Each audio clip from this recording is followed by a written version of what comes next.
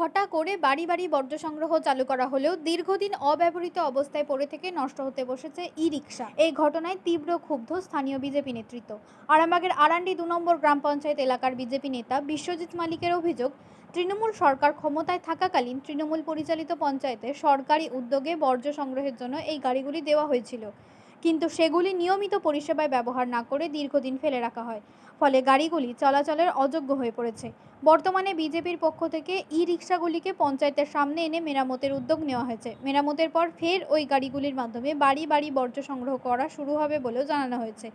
পঞ্চায়েত প্রধান সুফিয়া বেগম বলেন, বাড়ি বাড়ি বর্জ্য সংগ্রহের উদ্দেশ্যেই ই রিক্সাগুলি আনা হয়েছিল, কিন্তু কোনো কারণে তা কার্যকর করা সম্ভব হয়নি।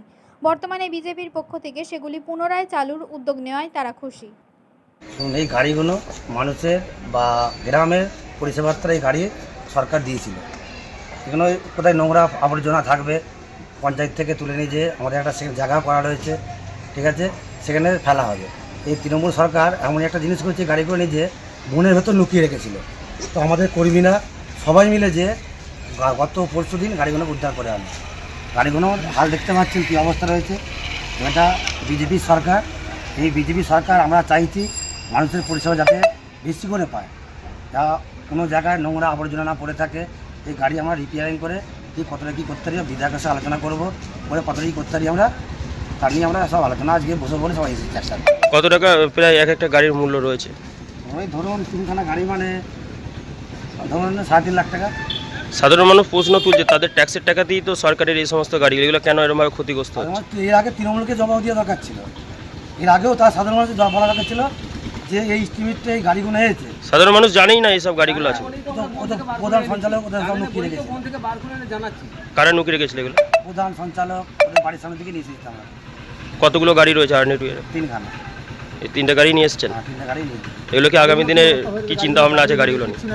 এই একটা গাড়ির দাম মোটামুটি 1.5 লাখ টাকা করে হবে। 4.5 লাখ টাকা 5 লাখ।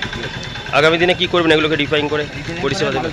গ্রামে গ্রামে পাঠাবো, তাদের ট্যাগের আবর্জনা বাইরে লোক না কেউ ফেলতে পারে বাইরে, আমরা এক কাছে নিয়ে সেটাকে এক জায়গায় জমায়েত করবো। আপনার পরিচয়? আমি বিশ্বজিৎ মালিক, আরান্ডি 2 এর কনভেনার, পঞ্চায়েত সভাপতি। সামনে যে গাড়িগুলো রাখা আছে, এই গাড়িগুলোকে কোনোদিন দেখেছেন? আপনি তো এই অঞ্চলেরই মানুষ। আচ্ছা, আমি আরান্ডি 2 এরই মানুষ।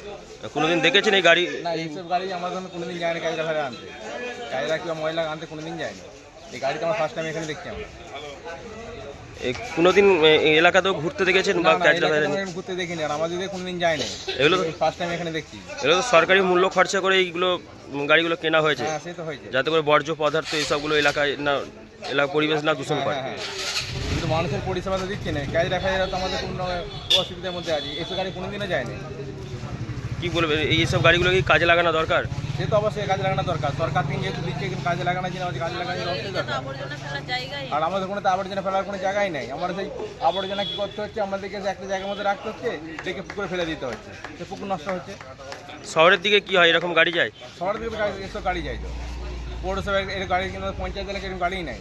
আর আমাদের গাড়িটা তো পুকুরে ফেলতে হচ্ছে। কি নাম আপনার? শৈলীন পাত্র। কোথায় বাড়ি? আমাদের ওখানে কোনো যায় না কোনো দিন। আমাদের সেই একটা বাড়িরই এক পাশেতে আমাদেরকে জমা করে রেখে দিতে হয়, পুকুর পাড় আছে সেখানেই ফেলতে হয়, কোনোদিনই যায় না। তো ফার্স্ট টাইম এখানে দেখলাম এসব গাড়ি দাঁড়িয়ে আছে। শহরের দিকে তো বিভিন্ন এলাকাতে শুনেছেন তো গাড়ি ফাড়ি, ওখানে তো বড় বড় গাড়ি দেখি আবর্জনা নিয়ে যাওয়ার জন্য দাঁড়িয়ে থাকে। তো আমাদের এইদিকে কোনো সুযোগ সুবিধা নেই। সরকারি মূল্যে তো টাকাগুলো খরচা করে গাড়িগুলো করা হয়েছে। হ্যাঁ, সে তো অবশ্যই। গাড়িগুলো তো প্রায় ক্ষতিগ্রস্ত হয়ে গেছে, ভেঙে গেছে দেখতে পাচ্ছি। কি বলবেন, এইসব গাড়িগুলো কি এলাকায় যাওয়া দরকার আছে? যাওয়া দরকার তো, অবশ্যই দরকার। গ্রামে এইসব পাড়া ঘরেতে ঢোকা দরকার তো। নতুন সরকার কি এসছে, কি বলবেন? এই সব সুযোগ সুবিধা করে দেওয়ার জন্যই বলবো আর কি, যাতে আমাদেরও গ্রাম অঞ্চলের বাড়িতে বাড়িতে যায়। এসব আবর্জনা ফেলার খুবই অসুবিধা। এই বাড়ির আশেপাশে আবর্জনা এই বর্ষাকালেতে এটা ওটা সব ফেলে রাখা হচ্ছে। এই আনাজ খসা বলো, বাজার ঘাটের যে কোনো প্লাস্টিক পত্র সমস্ত কিছু বাড়ির আনাচে কানাচি তো পড়ে আছে, ফেলার কোনো জায়গা নেই। কি নাম আপনার? সোনালী পাত্র, আরান্ডি 2 গ্রাম পঞ্চায়েতের বাসিন্দা। হ্যাঁ হ্যাঁ।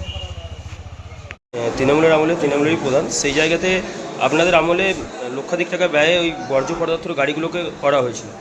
মানুষ অভিযোগ করছে সে গাড়িগুলোকে দেখেনি বা গাড়িগুলোকে কাজে লাগানো হয়নি।